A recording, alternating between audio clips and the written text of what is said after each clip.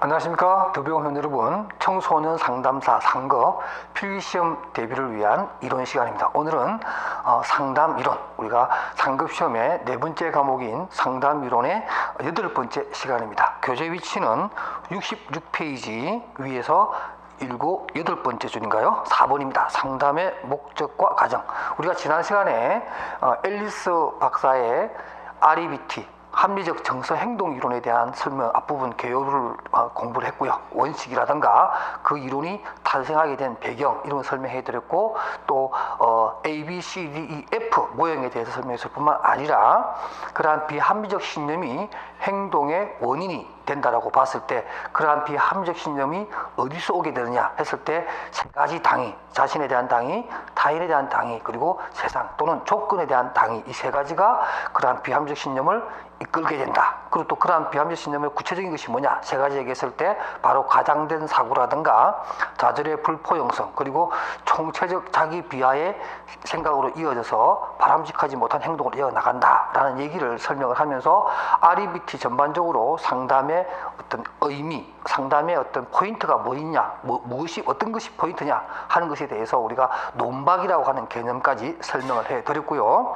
오늘 이 시간에는 이러한 REBT 상담의 목적과 과정에 대해서 설명을 합니다. 일반적으로 REBT의 상담은 거기 책에 나와 있는 그대로 자기 자신에 대한 관심을 촉진할 뿐만 아니라 사회에 대한 관심을 촉진시키고 자기 지도력, 다시 말해서 자기 관리 능력, 인지적으로 자기 자신에 대한 어떤 사고 체계를 관리할 수 있는 능력을 촉진 또는 향상시키는 것이 목적일 뿐만 아니라 관용성과 융통성, 특히 융통성이죠. 어떤 우리가 말하는 당위성으로부터 좀 벗어날 수 있는 관용, 포용성, 또 허용하는 것. 우리가 제가 지난번에 설명해 드렸듯이 체념의 미학 같은 거, 안 되는 건 안 되는 것을 포기할 수밖에 없는 거. 우리가 영어 팝송에도 그런 거 있죠. 레리비 같은 거. 안 되는 거 어떡하겠냐, 그냥 그대로 놔둬라.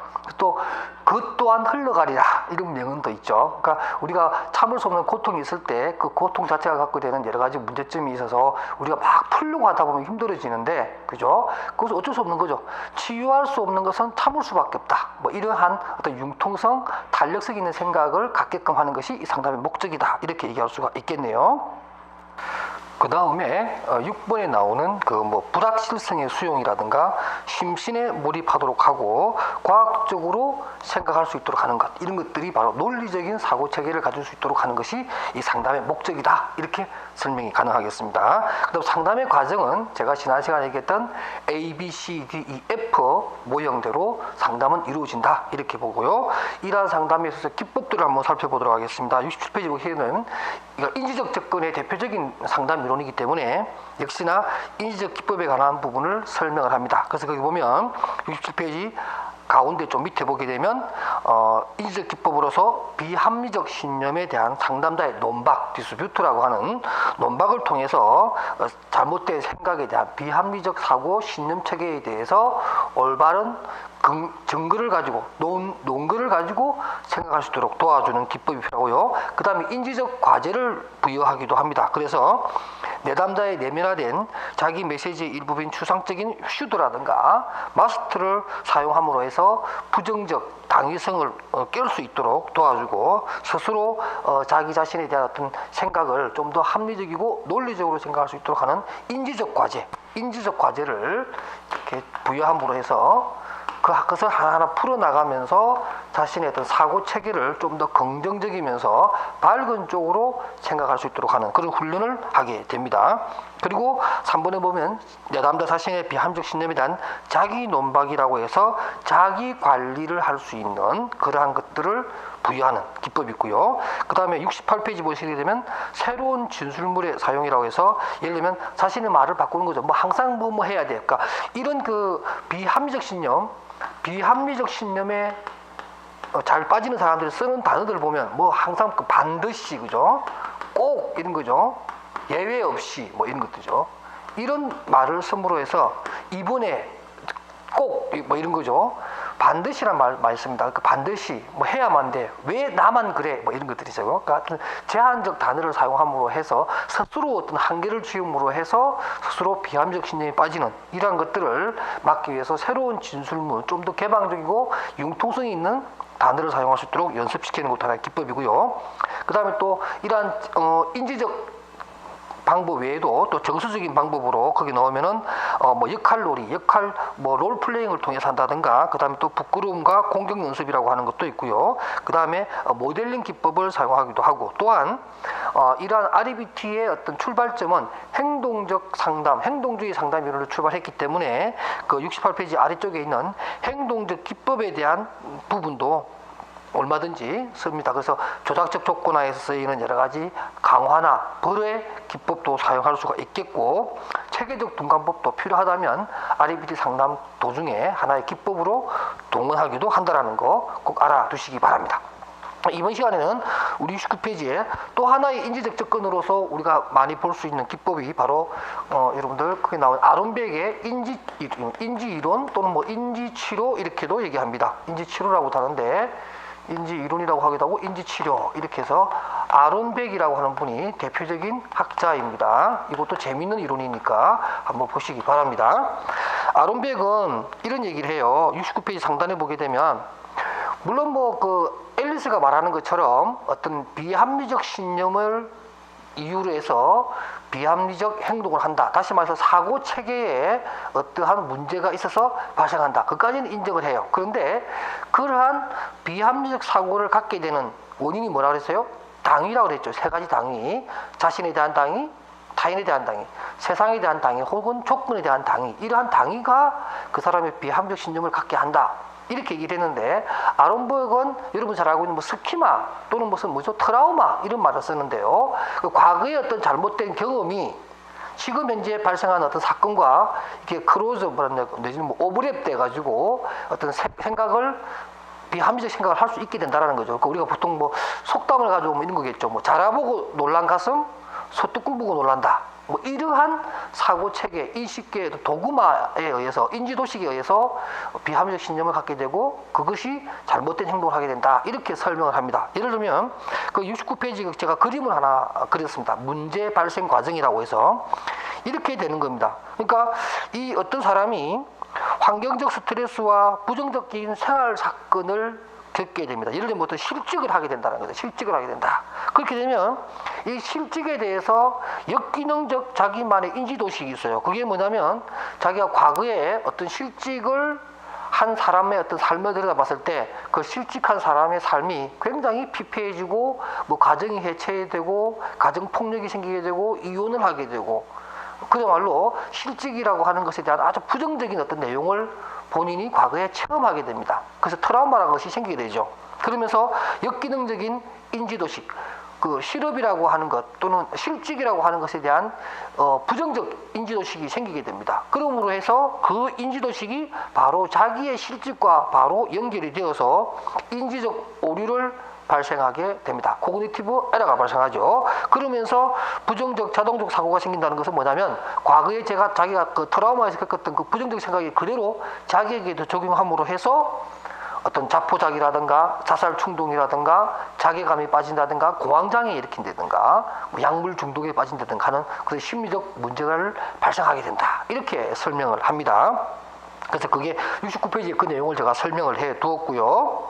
그 다음에 이제 이론적 근거로는 인간은 자기의 심리장애를 이해 해결할 수 있는 자각 능력과 의식 기능을 가지고 있다고 봅니다. 그러니까 인간 자체의 어떤 그런 뭐라 그럴까요? 자기 문제 해결 능력에 대해서 긍정적인 입장을 취하고 있고요. 다만 이런 우울증 환자 연구에서 활용되고 자신의 미래 또는 환경, 세상에 대해 비현실적이고 비판적인 생각을 가지고 있음을 발견해야 된다는 거예요. 그러니까 어떤 트라우마로 인해서 그러한 생각을 가지고 있다는 것을 발견하게 되고 그 발견부터 이제 문제 해결점의 시작점이 된다. 이렇게 보여집니다. 그래서 왜 이러한 인지적 오류가 발생하느냐 하는 것에 대해서 앨리스 같은 경우에는 뭐 세 가지 당위성에서 연장선에서 나온 세 가지 또 비합리적 신념 이런 것들이 원인이 된다. 이렇게 얘기를 했는데 뭐 비슷한 내용일 수도 있겠지만 어쨌든 그 어떤 트라우마가 생김으로 해서 비합리적 사고 체계로서 나가게 되는 일반적인 요건들 몇 개 중에서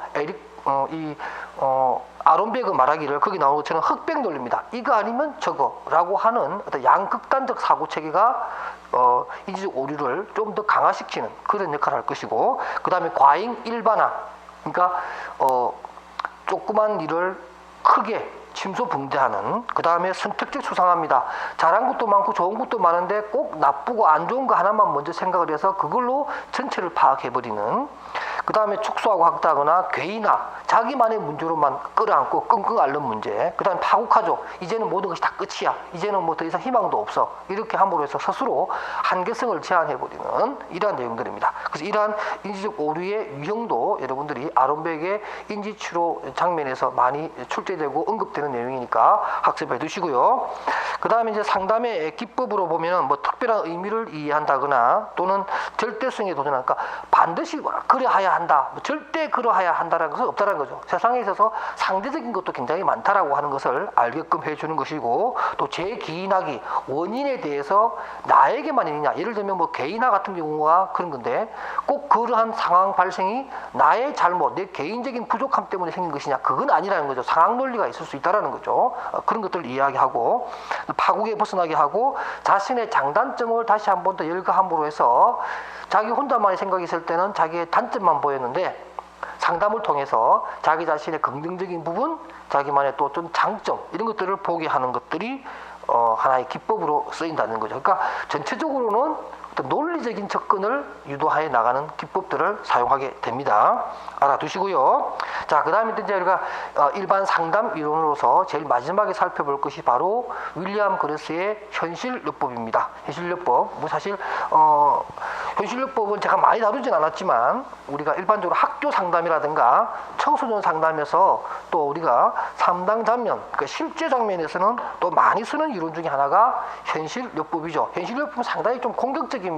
그리고 아주 책임성을 좀 강조하고 있고, 어떤 그 내담자가 문제를 안고 있는 내담자 스스로 그 문제 발생에 그 사람 스스로 어떤 책임성을 느끼게끔, 그래서 말 그대로 현실적 자각을 통해서 자신의 문제를 좀 더 직시하고, 그리고 그 어떤 느낌, 각성을 통해서 자기 문제를 자기가 해결해야 된다라고 하는 그 승까지 끌고 올라가는 그런 상담이고요.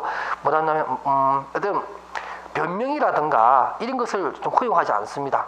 어쨌든 이 문제 발생도 다 네 탓이다라는 거죠. 그러나 네 탓이라고 해서 그것을 자꾸만 그 탓으로 해서 그 내담자를 막 핍박을 하고 내담자를 자꾸 궁지로 몰아넣는 것이 아니라, 일단 그것을 각성시키고 난 다음부터 상담자가 내담자와 함께 도우고 지원해서 그 문제를 빠져나오는 거죠. 그러니까 그 문제가 네 탓이다, 너의 책임하에 있다라는 것을 인식하지 않으면 문제를 풀 수 없다라는 기본적인 전제가 바로 이 현실요법의 또 특징이기도 합니다. 한번 볼게요. 현실요법은 그레스가 주장한 내용으로서 상담 과정으로 도움을 필요로 하는 사람이 일상적 활동에서 남의 욕구를 침범하지 않는 범위에서 자신의 욕구 충족을 위한 자신의 행동을 주도적으로 선택해서 책임지도록 상담자가 도와주는 과정이다. 그러니까 선택 이론이며 또한 책임성을 강조하는 이론이다. 이런 것을 우리가 알 수가 있겠네요. 자, 그럼 구체적으로 이러한 이론을 전개하기 위한 기본 개념이 뭐가 있냐면, 인간 본성에 대한 관점에서 보게 되면 통제 이론이라고 하는데요. 통제 이론이라는 의미는 뭐냐면, 이 현실요법에서 말하는 통제라고 하는 것은 이런 얘기입니다. 통제 이론 이렇게 얘기하고요. 또는 뭐 선택 이론 이렇게도 얘기합니다. 결국에는 우리가 어떤 자기가 이제 현재 어떤 불행한 상황, 현재 어떤 불안정한 상황, 이런 것들은 자기가 선택했다라고 볼 수도 있겠고요. 또 다른 것이 아닌 다른 것을 통제해버리고 자기의 어떤 상황으로 맞게끔 선택을 했는데 그것이 지금 현재 문제가 일어났다는 거죠. 이 현실법을 이해하는 것 중에 가장 재미있는 사례가 이런 겁니다. 이 현실법에서 이런 얘기를 해요. 의학적 모델을 거부한다. 의학적 모델을 거부한다. 말이 좀 어려운데요. 이게 뭐냐면 의학적 모델이라는 게 이런 거죠. 예를 들면은 사람은 어떤 선택을 하는데 자기 자신에게 이익이 없으면 절대로 선택하지 않는다. 이런 얘기를 합니다. 그게 뭐냐면은 예를 들면 우리가 어떤 정상적인 사람이 있어요. 정상인이 있는데 이 사람이 너무너무 어렵고 힘든 상황을 봉착을 하다가 정말 참을 수가 없는 상태가 되어서 어느 날 갑자기 우리가 예를 들면 정신병에 걸리게 됩니다. 정신질환에 빠지게 된다는 거죠. 빠지게 된다. 자, 이렇게 됐을 때 이 정상인은 과연 자기 자신이 정신병에 걸리게 된 이 상황 자체에 아무런 책임 없느냐 하는 거죠. 그건 아니라는 거죠. 자기 스스로 정신병에 걸리는 것을 선택을 했다라고 보는 거예요. 왜냐하면 사람은 선택이라는 데서 자기 자신에게 이득이 없는 선택을 하지 않는다. 이 얘기는 뭐냐면 정상인으로 살아가기엔 너무너무 힘드니까 자기가 이 상황을 도저히 참을 수가 없어서 정신병으로 도망을 갔다 이런 뜻입니다. 자기 책임하에 도망갔다 그런 얘기죠. 그러니까 그러한 자기 책임하에 선택을 했다고 하는 것을 각성을 해야 자기 문제를 제대로 보고서 다시 정신병에서 탈출을 할 수 있다 이런 얘기죠. 예를 들면 우리가 이런 거 이제 한번 얘기하죠. 여러분한테 제가 한번 얘기했습니다. A 이런 겁니다. 자, 우울한 나인가요? B 같은 경우 우울하게 된 나인가요? 지금 현재 우울한 상태인데 이것이 우울한 나라고 얘기해야 되느냐 우울하게 된 나라고 해야 되느냐. 많은 분들이 나 밑에 것을 B를 얘기합니다. B. 우울하게 된 나라고 얘기합니다. 수동적이죠. 그러니까 우울하게 된 기인, 원인이 나의 외부에 있습니다. 외부에. 다른 외부의 어떤 원인이 나를 우울하게 만든 거예요. 근데 위에 거는 뭡니까? 우울한다는 것은 내 스스로 좀 적극적으로 내가 우울하게 됐다는 거죠. 우울을 선택한 거죠. 근데 이 윌리엄 그레스 얘기는 우울증에 걸린 환자를 B처럼 보게 되면 치료가 안 된다라는 거죠. 그 사람 자체를 치료해야 되는데 원인이 저 바깥에 있다는 거죠. 무슨 경제적인 문제라든가 다른 사회적인 제도라든가 어떤 상황이 그 개인이나 상담자가 통제할 수 없는 어떤 다른 외부적인 요소라면 이것은 치료가 안 된다는 거예요. 그런데 우울하게 된 상황 자체가 우울한 나로 이해를 하게 되면 네가 우울한 것을 선택을 했다라는 거죠. 그냥 우울하지 않은 정상적인 상황보다는 차라리 우울한 것이 네가 어느 순간 편하게 느껴질 수도 있다는 거죠. 그래서 편하게 느껴진 그 순간 네가 우울함을 선택한 것이고 정신병을 선택했다라는 거죠. 그래서 의학적 모델을 거부한다 이렇게 얘기를 합니다. 이해되시나요? 좀 어렵긴 하지만 그래도 이 현실요법을 이해하는데 가장 좋은 사례가 될 수도 있을 것 같습니다. 자, 이러한 전제하에서 결국에는 이러한 현실요법은 우리가 뭐 게슈탈트 이론에서는 이런 얘기하죠. Now and here, 그죠? 지금 그리고 여기 이런 말 하잖아요. 그런데 이 현실요법은 지금 여기가 아니고 지금 이래요. Now and responsibility. 지금 책임이란 말을 더 씁니다. 그러니까 지금 여기에서 너는 책임감을 느껴야 된다. 이렇게 강조를 합니다. 자, 그런 내용 한번 보면서 일단은 인간 본성에 대해서는 뭐 긍정적으로 보면서 인간은 자유롭고 자기의 목표를 스스로 선택하고 또 그것을 선택하고자 하는 욕구를 지니고 있다. 이렇게 얘기하면서 어떤 성공적 정체감을 갖도록 도와주는 상담의 목표를 가지고 있습니다. 다음 장 넘겨볼게요. 자, 72페이지 보면 제가 조금 전에 설명했던 의학적 모델에 대한 거부를 설명했고요. 성공적 정체감을 갖도록 하게 하고 책임에 대한 강조를 한다라고 해서 Now and here이 아니라 뭐예요? Now and responsibility. 책임성을 강조한다. 그리고 그렇다 보니까 현재만을 좀 얘기하다 보니까 과거에 대한 탐색이 좀 부족하다라고 하는 이론적인 비판도 좀 받기도 합니다. 그리고 73페이지 제 상단에 있는 전의의 가치, 그러니까 일반적으로 정신분석적 접근도 중요한데 그런 것을 다 배제해버린 그러한 접근에 대해서 일부 비판도 받고 있다는 것도 참고로 알아두시기 바랍니다. 현실요법의 기본 개념으로서 가장 중요한 것이 바로 이 5가지 욕구가 나오는데 그 73페이지에 나오는 것처럼 소속의 욕구, 힘에 대한 욕구, 그 다음에 자유에 대한 욕구, 즐거움에 대한 욕구, 마지막으로 생존에 대한 욕구라고 하는 5가지 욕구. 뭐 내용상으로는 어렵지 않게 여러분 읽어보시고 이러한 5가지 욕구가 있다. 그거 꼭 암기해 주시기 바랍니다. 상담의 목표는 제가 조금 전에 설명했던 그러한 어떤 선택과 통제에 따른 자기 책임성을 각성시킬 뿐만 아니라 그러한 각성을 통해서 자신의 삶을 보다 효율적이고 또 효율적으로 선택할 수 있도록 도와주는 것이 상담의 목표라고 할 수 있습니다. 그래서 어떤 내담자 자신의 어떤 자율성과 같은 이런 것들을 회복하게 해주고요. 내담자가 노력하는 바가 성공할 수 있도록 내담자를 도와주는 것이 또 상담자의 역할이죠. 그래서 어떤 뭐 과제를 부여한다든가 또는 어떤 성공했을 때에 대한 어떤 격려라든가 또 긍정적 탐닉을 할 수 있도록 도와주는 이런 것들이 상담자의 역할이라고 할 수가 있겠습니다. 5번에 보면 상담 절차가 나옵니다. 현실요법의 8가지 단계라고 해서 뭐 관계 형성 단계부터 시작해서 마지막 포기하는 것을 거절하는 단계 이런 것까지 가는 거죠. 그러니까 포기하는 것도 거부하고요. 상당히 제가 그랬죠. 굉장히 막 밀어붙이고 아주 내담자를 좀 공격하는 어떤 그런 스타일의 상당 기법을 가진다라고 했는데 바로 75페이지 보면 위에서 그 가운데 조금 위에 보면 반가로 여기 보면 변명을 받아들이지 않는 단계. 그러니까 내담자가 자기 책임을 반드시 각성하도록 이렇게 하는 단계를 거쳐서 제일 마지막에는 포기하는 것도 거절하는 단계까지를 간다. 이렇게 설명을 하고요. 일반적으로 시험에 잘 나오는 치료적인 절차는 여러분들 그 76페이지에 나오는 WDEP라고 해서 치료 절차에서 보면은 W부터서 이거 W는 want예요. 내담자가 원하는 게 뭐냐. 그 다음에 D는 doing. 그 다음에 무엇을 원하는 것을 위해서 무엇을 할 것인가. 마지막에는 그 세 번째는 뭐냐면은 바로 평가하는 것이죠. 그 행동에 대해서. 그리고 마지막에 이제 프레이닝에서 계획을 수립하는, 그러니까 어떤 정상적인 삶을 살아갈 수 있는 어떤 계획이겠죠. 그러한 과정 4가지로서 WDEP가 이 현실요법에서 가장 많이 쓰이고 또 시험에 잘 언급되는 상담 단계라고 하는 것 여러분들 꼭 알아두시기 바랍니다. 그 다음에 이제 제 11절에 여성주의 상담 이론에 대해서 간단하게 설명하게 드리도록 하겠습니다. 뭐 이 부분은 시험에 가끔 나오기도 하고 또 조금 뭐 좀 안 나오기도 하는데요. 내용 한번 보겠습니다.